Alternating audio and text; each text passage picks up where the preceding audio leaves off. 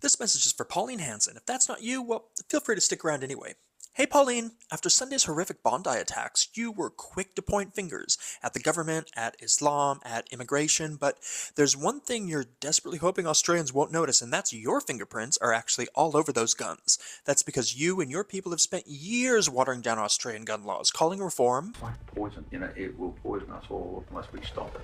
It's like how your Chief of Staff James Ashby and Queensland leader Steve Dixon were secretly filmed seeking $20 million from the NRA to weaken Australian gun laws. Caught on camera, they bragged about what that money could buy.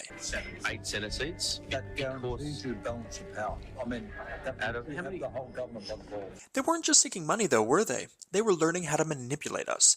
Your people described their strategy for dismantling Australia's gun laws, saying, It's like Vegemite. You don't have to put a fucking bundle of the shit on the toast and give him a light smear first.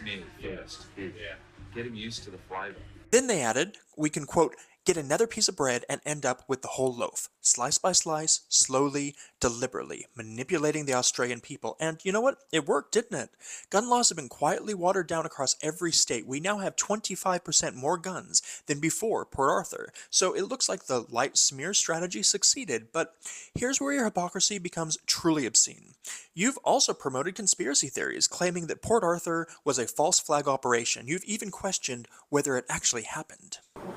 It would actually take a massacre in Tasmania to change the government. Wow. No, it's that whole September 11 thing too. Those shots, those precision shots, all the questions there.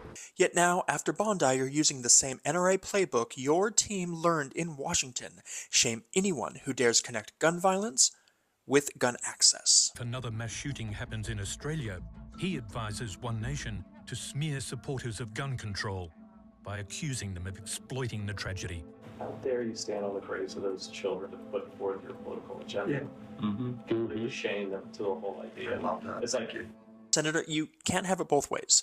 You can't spend years conspiring with the NRA to have the government by the balls, working to weaken gun laws, and then act shocked when legally owned firearms actually get used.